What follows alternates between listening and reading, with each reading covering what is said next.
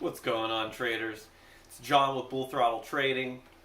Today's video, I just kind of wanted to show, I think a lot of you guys can kind of benefit from what I'm going to show you today. So today I ended up taking a position in the morning, not too long after market opened, and setting up OCO brackets kind of for the long, well, I don't want to say long term, but knowing that I would be away from my computer.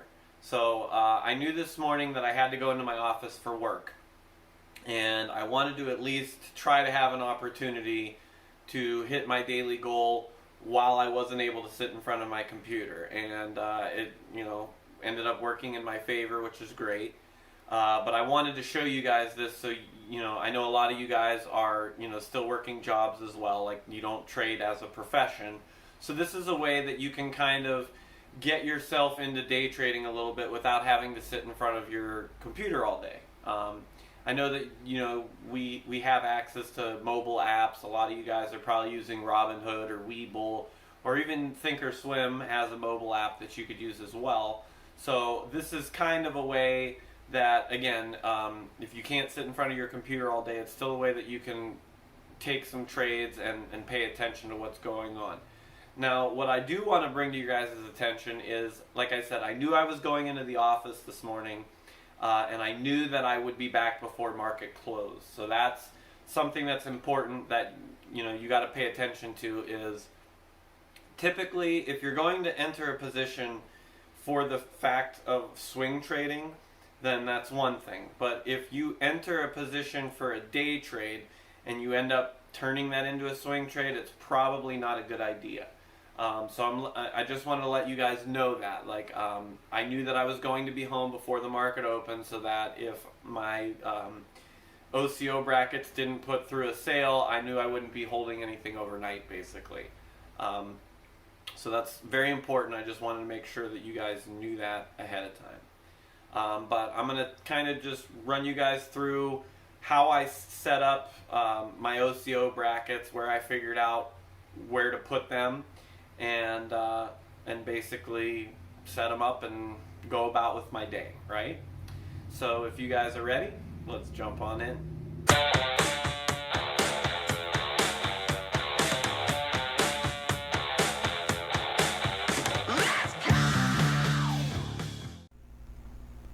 Alright, so you can see I have DGAS on the chart here.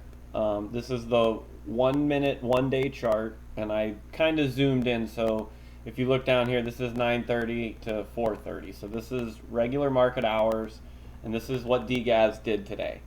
Now when the market opened this morning, DGAS was climbing, right? There was a pullback on natural gas, and I didn't want to buy into DGAS because it was on the overbought side, right? So you can see the MACD and the RSI were both on the overbought side. So I didn't want to take a position yet. And I watched, and we had this pullback here. We bounced, we came up above the VWAP line, established this resistance point, and we started pulling back. Okay, right here around 1035, 1036. This was when I was getting ready to leave my house, okay? And I know this is a little bit different than a normal position that I would take, because I'm entering a position where DGAS is showing this downtrend, right? So we're getting these lower lows and these lower highs, and I recognize that. However, now this is where I trade off of natural gas daily, and I'm familiar with the way that it trades. Now what I did, I don't necessarily recommend because it does come with risk. But this is the first time that I tried this out, and I'm going to show you why I made the decisions that I made. So when we ended up reaching this support here, this was right about when I left, right? And I ended up taking a position right around this support, and I didn't know that this was the support level yet. As I said, I had time constraints. I was getting ready to head to the office, so I didn't stay around to see that this became a support. I did see that this next green candle started forming after this downfall, and I knew that it could possibly have been the bounce spot, but I ended up taking a position, and I took a position with 100 shares. So this is totally different than how I would normally operate, right? I'm buying while the trend is against me, right? And I'm going in with a large position size. So these are two things that I normally don't ever do.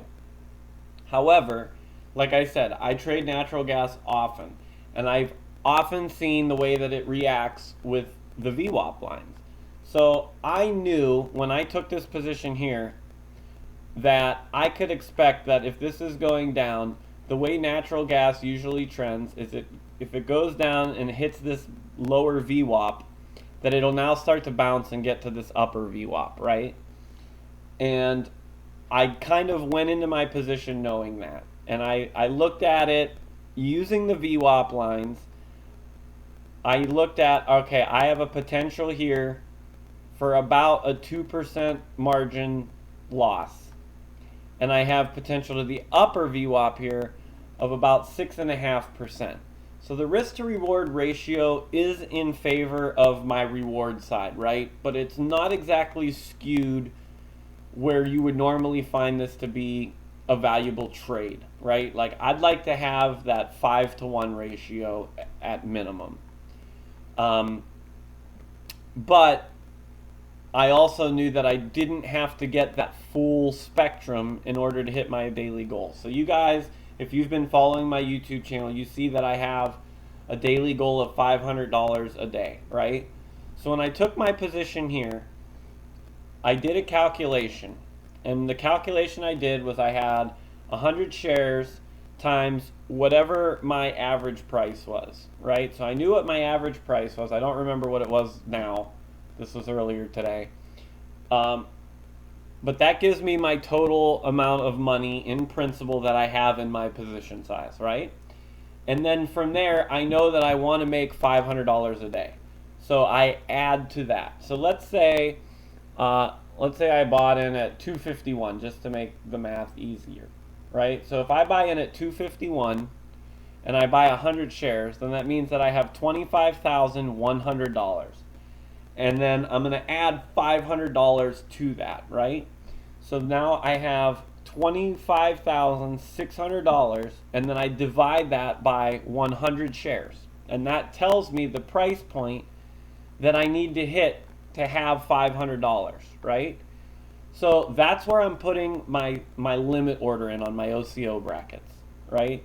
So if I know, okay, I buy in here and I have to get it, let's say it was $257 per share, right? And that's where I needed to get to hit my goal. And I'm just picking numbers out just so I can kind of walk you through this.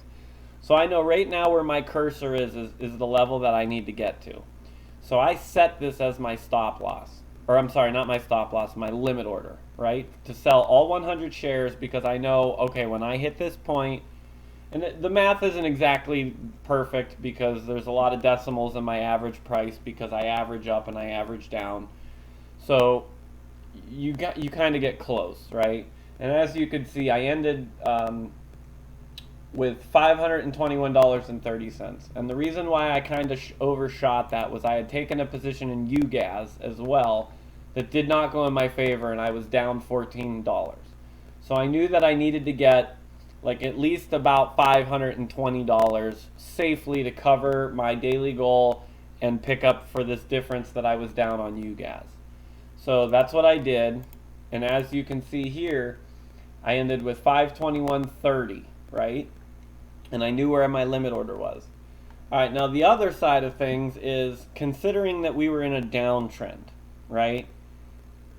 I need to figure out where I'm going to put a stop loss at that, okay, if it goes below this point, then it's probably not going to bounce and go up in my favor. However, if I'm entering here, I don't want to set my stop loss like here because, again, I know that I'm downtrending. So as I said before, I know that natural gas tends to use these VWAP lines a lot. It's just the way that the patterns go. So I had my stop loss set when I bought in here at the lower VWAP level, right? Which was about 246. So it was about a 2% loss on my position size, which 2% of $25,000 is a lot of money, right? So you got to pay attention and understand that there is that risk. And like I said, I didn't want my stop loss to go out, like, unless it was definitely going to be out of my favor, and just cut my losses and get out. I wanted to leave room, though, that even though it was in this downtrend, that it could hit this lower VWAP line and bounce, right? So I set my stop loss to be, I usually go about 4 or 5 cents below whatever my previous support level is. So I went about 4 or 5 cents below this lower VWAP, okay? And luckily we didn't get to that point until around 2:30, and I was already home, and my limit order had already sold me out. So while I was at work with my 100 shares going, I came up, and then we had this pullback, and then we pushed back up here. Now again, I wasn't at my house, but I am pretty sure that my limit order sold on this run right here, okay? Because again, I don't remember exactly where my limit order was at. I think it was right around 256, maybe a little bit above it. I don't remember exactly where it was, but I'm pretty sure that this is where my limit order came in. So that's how that works. So I bought in here. My limit order was up around here, and as you can see, when it came up here, we didn't quite make it, and it continued to pull off. And this is why I didn't set my stop loss at this support level, because I knew that we were in a downtrend, and I knew that it was probably going to go lower before it came back up, and I didn't want it to sell my position and kill my chances at being able to hit my goal. So like I said, I went down to a little bit below this lower VWAP. And as we pulled back, I never got to that stop loss. And then we had this very aggressive push up, and my limit order sold for me while I was gone. And then I came home and found that I was up, and I had hit my daily goal, which was, I think it was $507 total. Yeah, $507.30. So this is where I ended my day, and this is how I did it, by not even being home to watch it all day. Now again, if my stop loss had pulled off, like I said, 2% of $25,000 is a large amount of money, and I would have came home and possibly had a very big red number here, which definitely wouldn't have made me happy. But again, I knew that I was going to be here before the market closed, which I actually got home, it was right around 2:30 here.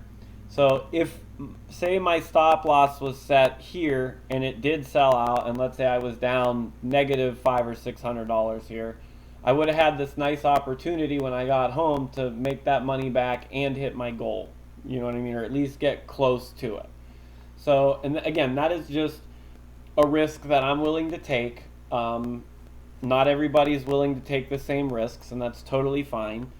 But again, I just kind of wanted to show you guys the concept behind why I did what I did today, and it did work in my favor.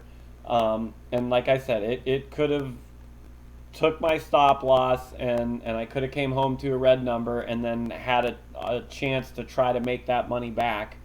But luckily it didn't turn out that way. But again, I was okay with taking that risk, so I did it, and luckily it didn't need to be that way. But again, I just want you guys to be aware that, you know, in no way, shape, or form was this guaranteed. I knew the potential for loss that I could have had, and I was okay with trying that out, right? And again, I think that a lot of that came from just being very familiar with knowing how natural gas likes to trade. This is my bread and butter. It's what I trade every day, and I'm successful at it. So why would I want to change that, right? So again, I hope that this gave you guys a little bit better of an idea of why I saw value in taking this position, why I set up my brackets where I did, where I told you guys how I figured out exactly where I'd need to sell, and I didn't get greedy with it. And look at that, like, it's a good thing that I didn't, because if I did get greedy with it, right here, there's a good chance that my stop loss would have went through, and I wouldn't have made it, you know what I mean? So that's why I try to stay humble. I knew exactly how much I needed to hit in order to hit my goal. And then I explained why I had my stop loss down here. right? So you could see that I wanted to leave room for this to move before it could have that bounce. And that's, again, just being familiar with how natural gas trades on the regular. So I hope that you guys got some value out of this, and it helps get you guys a little more prone to playing with the stock market a little bit, even though you can't sit in front of your computer all day. Again, you don't necessarily have to take as aggressive of positions as I did, but I just, again, wanted you to see the concept so you can kind of tweak whatever it is that you need to tweak in order to make it fit your needs. And if you feel that you did get any value out of this, please hit that like and subscribe button. I definitely appreciate it. And I hope you guys all ended the day in the green, and I will see you tomorrow. Thanks.